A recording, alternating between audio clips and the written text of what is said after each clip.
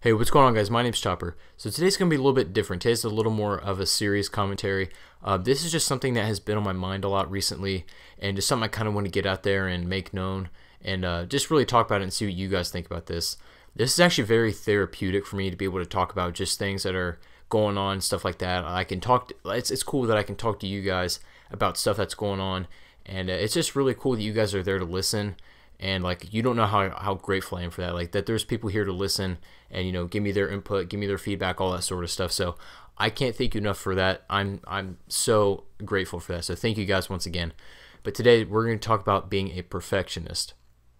Now the gameplay you guys are going to get to see is my very last game on the Black Ops 3 PS4 beta.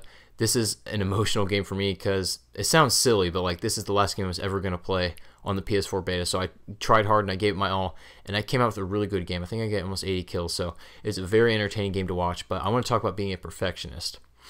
So a perfectionist by definition is a person who only accepts what is absolutely perfect. If there's any flaws, any little flaws, then it is considered unsuccessful, even if you do great. So I'm going to put this in perspective for you guys really quick. Let's say you're a football star, okay? So your goal is to score 4 touchdowns that night, and you score 3.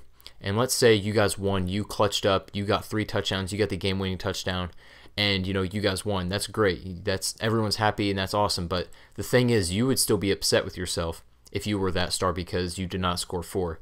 And perfectionists tend to set these super high, almost completely unattainable goals for themselves, and that in itself is not necessarily a bad thing. I think goal setting is a really good thing. If you don't have goals, then, you know, you're kind of just drifting and you don't know what you're really doing in life.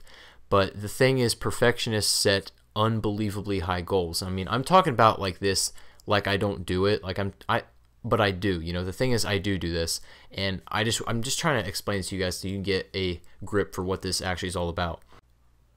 Like I said, goal setting is a very good thing. Like, I like to run and I like to lift. That's because, you know, I want to be a better athlete. I want to get stronger. I want to get quicker. I want to get faster.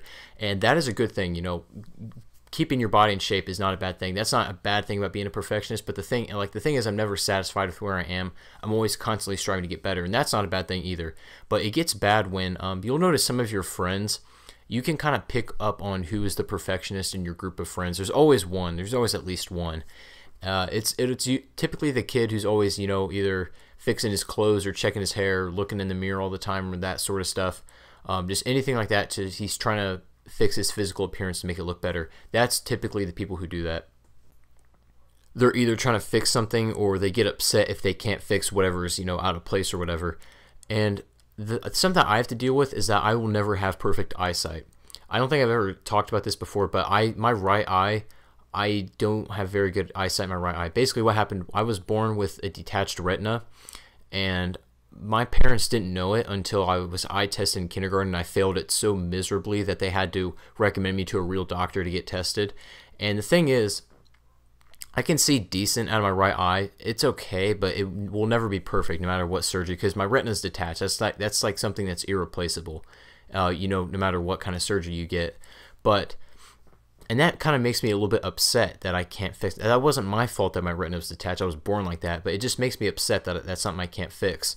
And that's what perfectionists do. If there's something that they don't like and they can't fix, then they tend to get upset or angry and that sort of stuff. Something I'm starting to see a lot of now is people comparing themselves to models. I've ran into this so many times with other people. They're always constantly comparing themselves to models, and you know, that stuff is all fake. That's all photoshopped and set up and everything like that. Like, I don't mean this to sound in a bad way, but you will never be like one of those models. I don't mean that in like a mean way, but the thing is, if you're a perfectionist, then you will always find something wrong with your appearance no matter what. You can be one of those models, and even if it's just a little thing, you could be absolutely flawless in other people's eyes, but you see that one tiny flaw and you feel like a monster. And that's what perfectionists usually view themselves as, if they're not, you know, on fleek. And usually they don't think they are, because there's always that one little flaw, and that's not something that they can change easy. And it's really not something that other people can change. Like, the way to deal with this, I think you have to do it yourself. This is your own psychology here. You can't have other people change it for you. It's something you got to work on. And perfectionism doesn't just go for looks and all that sort of stuff. I know this sounds really, really selfish, but this is what I do, and I need to quit doing it. I'm trying my best, but this is what happens when I play baseball, okay? And if we win and I do poorly, we can win the game, but I performed poorly, I get mad. I get upset. But if we lose the game, and I did really well, then I'm not so mad. You know what I mean? That sounds so selfish when I say that out loud, but that's just how I am. I don't know why I'm like that, but that's what perfectionists do. Like they are, I guess I would say they're more concerned about the individual performance rather than the team performance. And I know that sounds super selfish, and I wish it wasn't like that, but unfortunately it is. And I try my best not to be like that. Basically, I feel like perfectionism is just being the best at something. So being the best at everything and having no flaws in whatever that you're doing. And I see people compare themselves to, you know, in their eyes, perfect models or athletes or whatever. And again, I don't mean this in a bad way, but you can never be them. And even if you were, you'd always find something wrong with yourself. And that's just what a perfectionist mindset is. And it's not something other people can change. It's something you got to change yourself. So if you're like this, you're probably thinking about yourself right now. If you're like this, and how do you deal with it? Well, the way I'm dealing with it is I'm lowering my standards for myself. And I know that sounds weird. Like it doesn't mean I'm gonna start trying less. Like if I run, I'm not gonna run less and get more out of shape. No, it just means like I don't have to run, you know, 6 miles in under, I don't know, a certain amount of time. But I don't have to be the best at everything. I just need to be the best that I can be, and that's kind of hard to do for me. You know, I try to be we live in a society that tells us to be the best, but the thing is, you need to be the best of your ability. It's okay if you're not the best at everything every time. You're not perfect at everything, and that's what people get upset about. You know, that's what I get upset about. I'm still working on this. Like I said, I'm not perfect at this. I'm working on this myself. It's a very hard thing to do. So if you guys are in the same situation as me, then I recommend you start lowering your standards for yourself. Not in the bad way, but like realize that you don't have to be the absolute perfect athlete or model or whatever you compare yourself to. People are saying like, oh, if I look like this model, I'm going to date so-and-so, or I'm going to do such and such. Like, you're going to do all this stuff. Only if you look like that. You have to look like that before you can do stuff. And that's just not true. You can do, whatever you want, and it doesn't matter like what you look like or what your ability is.